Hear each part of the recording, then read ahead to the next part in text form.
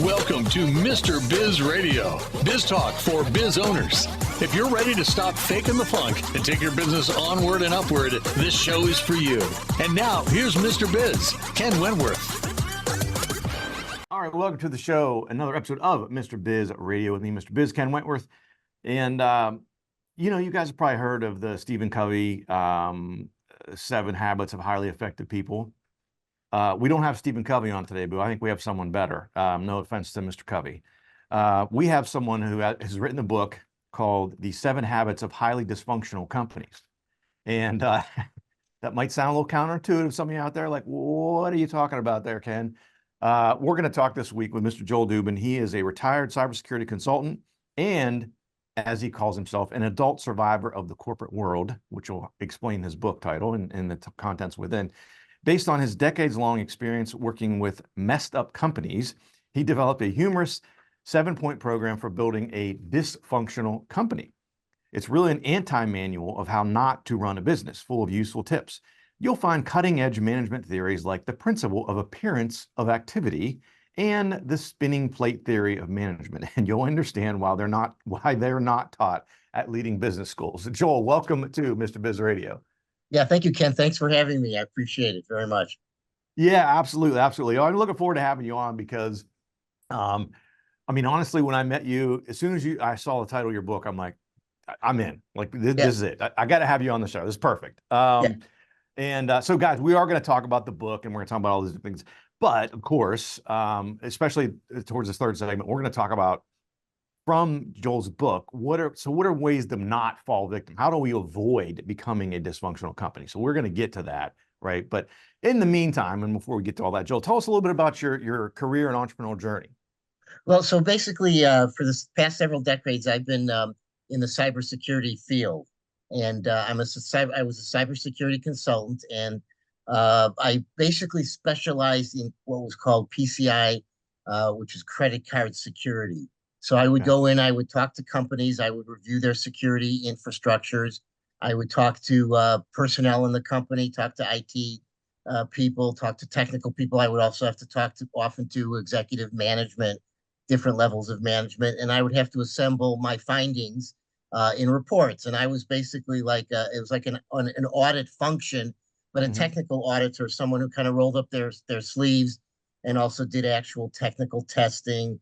And that type of a thing. Now, I did that for about 25 years. As I mentioned, I am retired. So before that, I was in another career entirely. I was in the import, export, and international shipping business. You might think, gee, that's a very strange transition to go from that into IT. Well, I always had a technical background, so that side was easy for me to make the transition. But interestingly enough, in the business that I was in, there was quite a bit of fraud, and I learned to kind of detect all kinds of scams and all kinds of, crap business deals. And actually that served me well in the IT security field. So that, those skills of being able to kind of have a nose for bullshit business. But in terms of how it kind of evolved into the book, interesting enough, that prior business that I was in was very, very entrepreneurial. And a lot of those companies were very sales driven, big sales organizations with very little bureaucracy. And then I moved into a more kind of a formal corporate role with IT security and cybersecurity in these companies. I was dealing in a corporate environment. It was interesting. There was almost thin HR departments in my old business a long, long time ago, and you could almost say and do whatever you want. And then, I come into these companies and the first thing they have in orientation is this, these sexual harassment training. I thought, I can't say that anymore, that kind of a thing. But I kind of went from there into this what I call this corporate prison, if you will, where there was these layers of bureaucracy and all kinds of office politics, and feather bedding. People were building departments, and I wondered sometimes, I wanted to grab them by the shoulders and shake them and say, do you know what business we're in anymore? Or are you just kind of busy building your own little kingdom, And I remember being one of those first jobs, being escorted to my cubicle. And it was like in this big floor of rows and rows of cubicles. I felt like I was being pardoned upon. I was like being kind of escorted to my prison cell, But so that's kind of why I say I'm a survivor of the corporate world. But seriously, just over the years of working in that business and then working with a lot of companies many, many, many different sectors, not just public companies, but also things like healthcare and government and stuff like that. I kind of saw patterns emerge over and over again, the same patterns, and just when I was just before I was ready to retire and either hang myself, slip my wrist, or jump out a window, I thought, wait a minute, let's put this into a book as therapy, and it was kind of a way for me to get it out of my system. But, as you said, it's an anti-manual of how not to run a business, and we'll talk about that a little bit later, because there's kind of a silver lining to this. I kind of tell you what not to do. And there's also advice in there for people that are looking for jobs and careers, and I can comment on that as well, Ken, as we go along. But these 7 habits were just patterns that emerged over and over and over. And it started out at one company on a whiteboard. I just wrote these things down, one right after the other, over the course of a year, wrote them on a piece of paper and walked out the door and thought, boy, this is going to be a great book. And I think people will definitely get into that. So that's in a nutshell my journey. I did rise to various levels of management, only to, in some cases, kind of get my head chopped off, just not for cause, but, just with corporate reshuffling, which is another thing that I discuss, and you've always got to be prepared for that, eventuality. Someone might say, well, gee, maybe this is sour grapes, he didn't rise, high enough. I'll say, well, not really. I think in some cases it was just factors that were beyond my control that, we have to you always need to be prepared. So, that's my journey, Ken, and I'm here now, retired, and have written a book and put it out there for the world. Yeah, I love it. And it's ironic. Another reason why I think it's going to be interesting as we continue to talk, Joel, is you and I had basically the antithesis of each other. As far as my whole career was in the corporate world, and then I left the corporate world, and now I've been in the entrepreneurial world for, almost 9 years now. But the first 20 plus years of my career were all in big corporate, Fortune 15 company, JP Morgan. And so that's all I knew. That's all I knew. And then I get out in the entrepreneurial world. I will say there were a lot of great things that, even for a huge company like JP Morgan, that they did try to cut out some of that stuff. But in a company that large, it's just impossible to get all of it, right? I mean, and the people that, would build we would call them fiefdoms, right? We're talking. And you're like, are you just trying to add people so you can say I have X number of people underneath? I mean, there were so many people like that I encountered throughout my years at JP Morgan. It's like, and they're buried low enough in the organization that they kind of can do what they, I was like, oh my gosh, this is just crazy. Yeah, you got to have friends in low places, is what I say. So, but I've seen Jamie Dimon interviewed quite a bit, and I'm very impressed. I think his heart is in the right place, and I think he tries to do what he can to cut that out. I remember he showed a diagram once of all the audit regulatory bodies he had to, pay homage to, and I thought, that's me. I see that spaghetti bowl. So, yeah, he's definitely he's anti-red tape, anti-bureaucracy. But again, with a company, I don't know how many employees they have now. When I left, it was like 260,000 employees. And it's got to be at least 58 countries and all this other stuff. So again, we're talking with Mr. Joel Dubin. We're going to come back after the break, and we're going to talk more about his book, The 7 Habits of Highly Dysfunctional Companies, before we start diving into how to avoid becoming a dysfunctional company. So come back after the break on Mr. Biz Radio. If you would like to reach hundreds of thousands of business owners every week, Mr. Biz Radio can help. Our show airs globally 7 days a week for more than 25 hours across several internet radio stations, plus 20 plus podcast platforms. Also, video exposure on the new exclusive Mr. Biz Network streaming channel, which gets blasted to 100 plus streaming platforms, and the Mr. Biz YouTube channel, and our 350,000 social media followers multiple times every week. Join Mr. Biz Nation as an advertiser by emailing us at info@MrBizSolutions.com. Attention, Mr. Biz Nation. We have an exclusive offer just for you. Get lifetime access to scarcity countdown timers and logic links for only $69. Yes, you heard it right. Only $69. These tools will add urgency to your email campaigns and website pages, helping you increase conversions, sales, and capture more leads. Don't miss this incredible opportunity. Visit getpulsetools.com now and take your business to new heights. Got a question for Mr. Biz you want answered on air? Email it to info@mrbizsolutions.com. Now, once again, here's Mr. Biz. All right, welcome back to the show again, talking with Mr. Joel Dubin. He is the author of the 7 Habits of Highly Dysfunctional Companies. So, Joel, I got to ask you, you touched on it a little bit in the first segment, but I have to ask, even just selfishly for personal reasons, because as I mentioned, you know, I was in the corporate world and I cannot stand writing. And so I never envisioned writing a book ever in my entire life because I do not like to write at all. I remember when I got my master's degree, one of the reasons I chose the school that I went to was because you had to write a lot. And I knew that I needed to get better at it because I just hated it so much. But, and I would have never written a book in a corporate world, ever, just because at the level I was at and things like that, all the regulatory crap that we're talking about, it would have taken me 10 years to write a book because there would have been 50,000 different versions of it. And you can't say this, and you got to take this out, and don't use this word. It would have been a freaking mess. That said, now I've written 3 books, and if someone in my corporate career, if I would have told them, hey, in six years from now, I will have written 3 books, they would have said, you're smoking crack. There's no way that's ever going to happen, right? So I have to ask for you, did you ever like aspire to write a book, and it just kind of happened, or did it just kind of happen? Well, I've written, this was actually my 4th book. So prior to this, I wrote a humor book about marriage called Yes, Dear, A Husband's Guide to Marriage. And I wrote that during COVID. So just kind of a little plug, if you go to my website, dysfunctionalcompany.com, it shows my other books. And then I wrote a book about cybersecurity, and there's 2 editions of that. So the first edition's out of print, but the second edition is still in print and is up there on the website.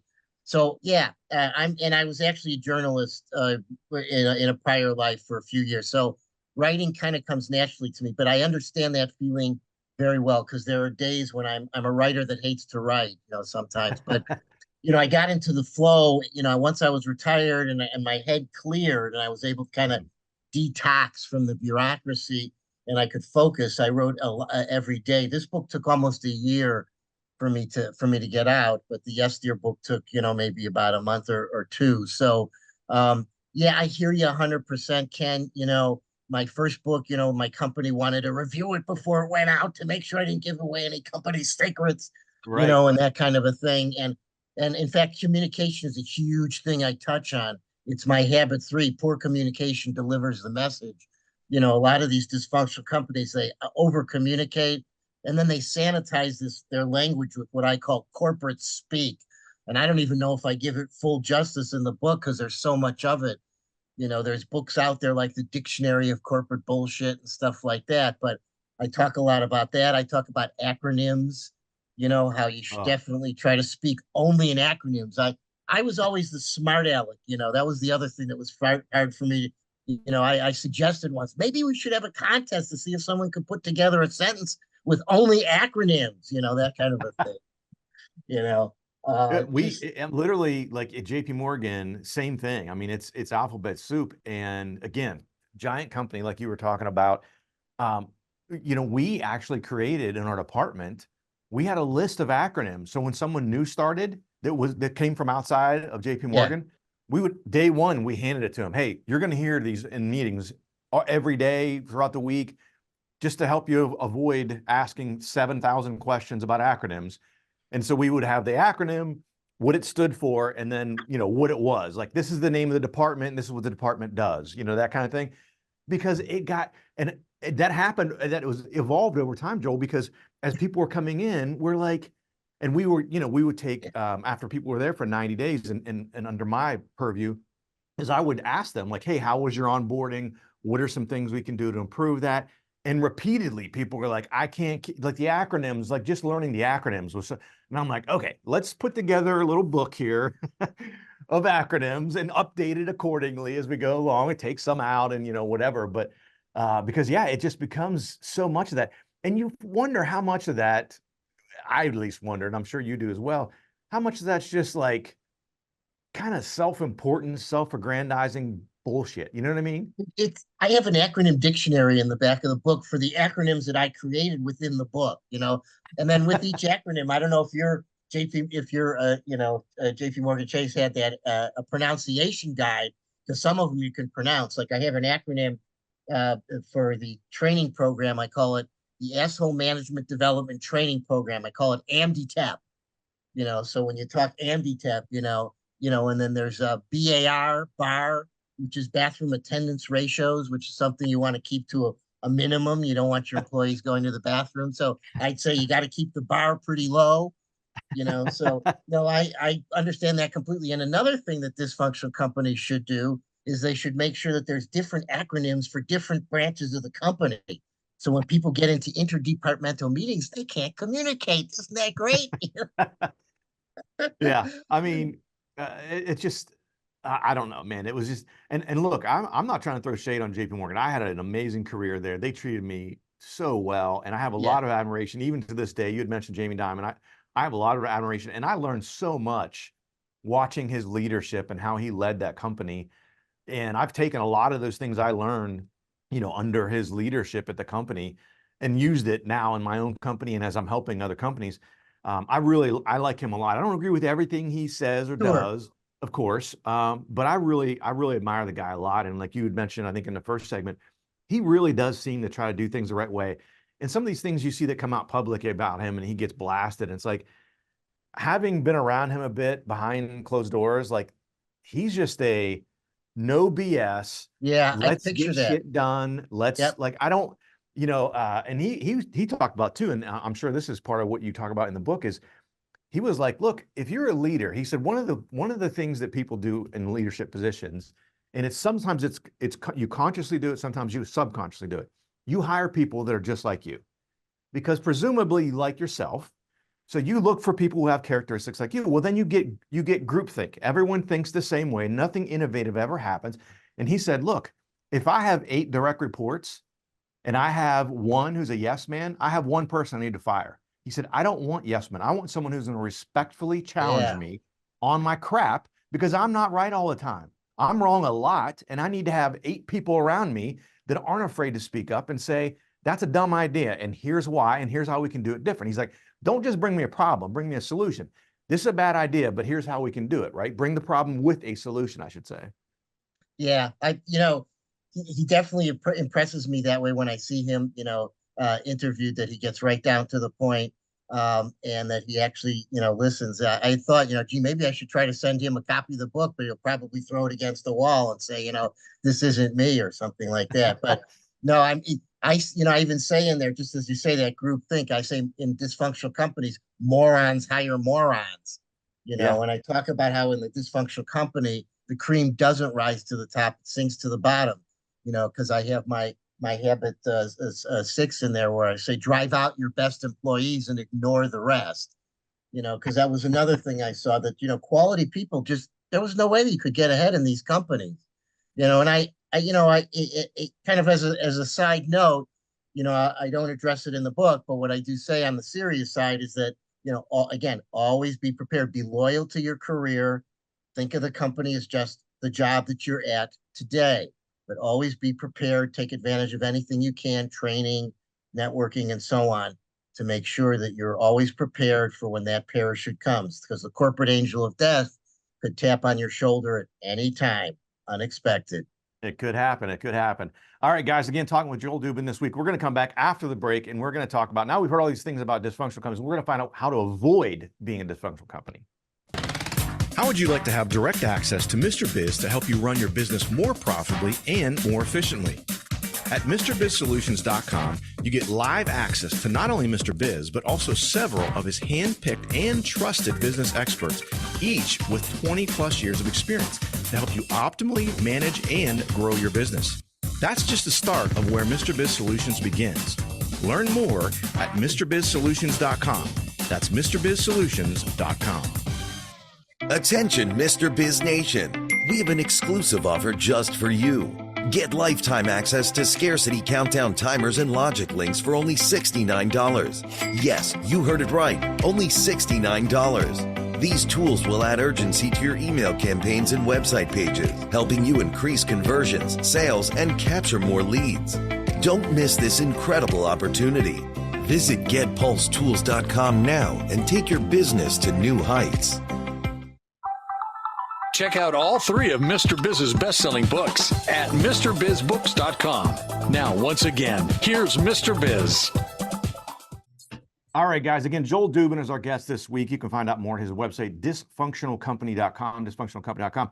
So, Joel, we've heard about what some things that dysfunctional companies do. How do we avoid falling into the trap of becoming a dysfunctional company? What are some things that you can tell us as business owners, as entrepreneurs, or even as employees looking out for these type of things and having it on your radar? What are some things we can do to help avoid becoming that? Well, Ken, I'll tell you one thing. I went to a top business school. I went to Kellogg, and not tooting my horn, not tooting my horn on that. But my point is, the one thing they didn't teach was psychology.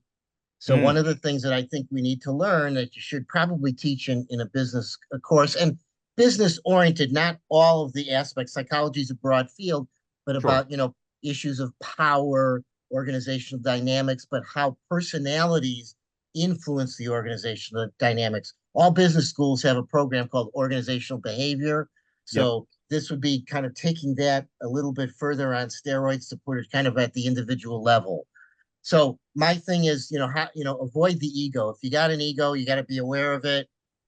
Just kind of ditch it at the door. Be open to listen, to communicate. Communication is a huge, huge thing. And a lot of these companies, it's either excessive, it's garbled. I say at the dysfunctional company, the way to see if it's one of the signs of a dysfunctional company, you'll see employees with neck braces on because their head is going like this and like that from every other email that they're getting. What are they saying today that's different from what they said yesterday? Yeah. So communication is a big thing. But one of the biggest things and a theme that runs throughout the entire book is isolated executives and managers. You can't be in a bunker off-site and not know what's going on. You've got to mix with the people. And I'll bet you, and I don't know, and you can tell me, Ken, I'll bet you Jamie Dimon sometimes just took a stroll through branches and just talked to people and said, hey, how can we do things better? And hopefully without an entourage of his personal Secret Service people, all the sycophants that kind of surround the executives. I'll tell you a real quick story. I was once years ago on a Southwest Airlines flight, and the guy in the seat in front of me asked for a pillow. And a guy dressed up as a flight attendant comes out, and lo and behold, I recognize him. It's Herb Kelleher, the famous CEO, and he was known for being eccentric and offbeat. But he got down there, and no one not recognized him. But I looked at him, and he looked back at me, and he knew that I knew who it was. And I went like this. Yeah, he's like, yeah, I won't say anything. Your secret's safe with me.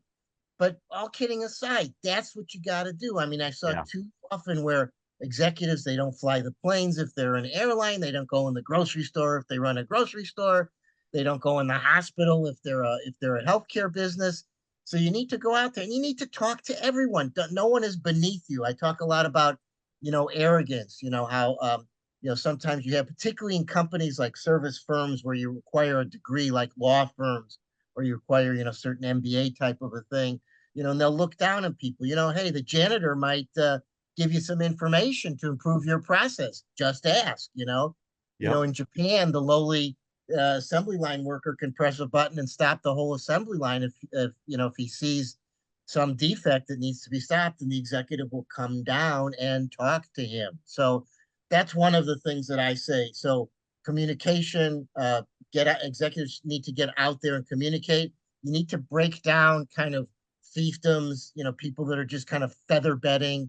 I have a thing in there. So I don't care if they're dead. I need more people in my team, that kind of a thing, right. But most important for individual employees, and I don't say not to be loyal to your company or to do anything to sabotage it or to steal secrets. But again, look at the company that you're at as just the placeholder where you're hanging your hat today.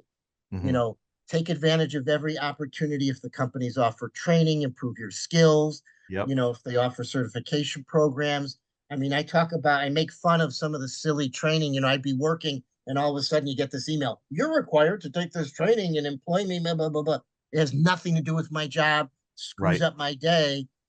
but they also offered me a lot of technical training, and I spent the budget, man. I did that. So, when you get that tap on your shoulder, you have your parachute ready. Network with if you have a trade association, get involved in that. If you went to a school where you have some alumni, not just MBA programs, that's just one example, network around. I talk a lot about how in HR process, it's impossible to get your resume in if you apply on the website, because your resume it vaporizes into ether, into outer space, and you never know. All of my jobs that I've gotten were through networking and talking to people inside the company. Now, you may have to still go through the company procedure to get your resume in the door, but you know what? They interview you, they go, I like you. Now go ahead and put it in there, and I'll make sure the resume is routed to my desk and to the right place. Got a lot of jobs LinkedIn. Yes, Ken. Yeah, I got to tell you, Joel, just to stop you real quick.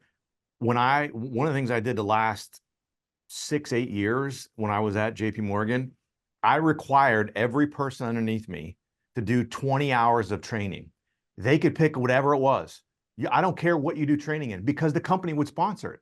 And I would tell people, build on your own resume. I'm not telling you this so you're going to leave me later, but I want you to make sure you're bettering yourself. And I held people accountable. So I got a report once a month for all my direct reports, and who underneath them has not completed any training. So when we would have our leadership meeting, I'm like, okay, Bob, hey, you got 4 people who have done no training. It's in July. They're halfway through the year. They got to do 20 hours within the last. And if they didn't get all their people, there was hell to pay, because I agree with you 1,000%. It's so important, and it empowers people. It allows them to train on some things that they might not get to do that could be outside the purview of your. Now, I'm not going to pay you for you to, take something that's completely irrelevant to your career, right? Like basket weaving, but there's so many different things you could do, and I agree with you, especially in larger companies where companies will sponsor those things. Take advantage of that, and not in a nefarious way, but in a good way to continue to build your own skill set. Early on in my cybersecurity career, my company didn't mention it. I took the initiative. I says, listen, I want to become a CISSP. Now that's the Certified Information Security Professional, and that's the base certification. It's almost the union card you really have to have. I'm not going to discuss, whether it's really good or not, or it's really in depth, but it is the union. I do support it. Yeah. Yeah, right. But it's the union card, it's like the first thing they'll ask you in the interview. Do you have a CISSP? And if you don't, you might not even be able to get in the door. And for like PCI assessments that I used to do, you had to be a CISSP to become certified to do those assessments. They paid for that. They paid for me to spend, a week away in training. They paid for my hotel before the exam, because it was like the bar exam. So I had to spend the night near the testing center.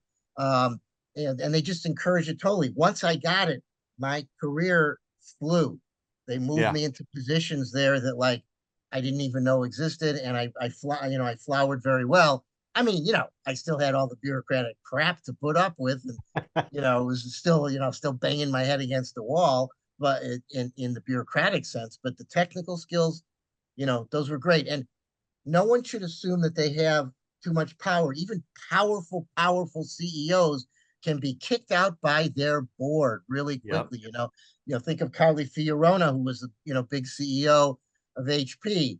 I think Jamie Dimon's pretty safe, but he went through a period there where he was undergoing cancer treatment. The board could have said, you know what, you're not up to this right now. We're gonna pass you up. You need to be prepared at every level. Yeah, for sure. So important. Such good information. And again, it's so interesting to me, Joel, because again, we've got similar overall experience, but just the timing of it, right, in our careers was different. Very good stuff. Again, Joel Dubin, dysfunctionalcompany.com. His most recent book, The 7 Habits of Highly Dysfunctional Companies. It's got so much good information in it. Not only the 7 habits, but again, it's an anti-manual. Like, don't do this, and he presents it in such a humorous way. It makes it a very, very easy read. Joel, I really appreciate you coming on the show. Thank you for having me, Ken, very much. Yeah, absolutely, guys. On Amazon and Barnes & Noble. Yep. Thanks for watching, guys. Have a fantastic rest of your week. Don't forget, as always, cash flow is king. To become part of Mr. Biz Nation, follow him on all social media platforms or never miss a show by going to MrBizRadio.com. If you prefer free video content, visit the Mr. Biz YouTube channel or check out his streaming channel, which is available on 100 plus streaming platforms at MrBizNetwork.com.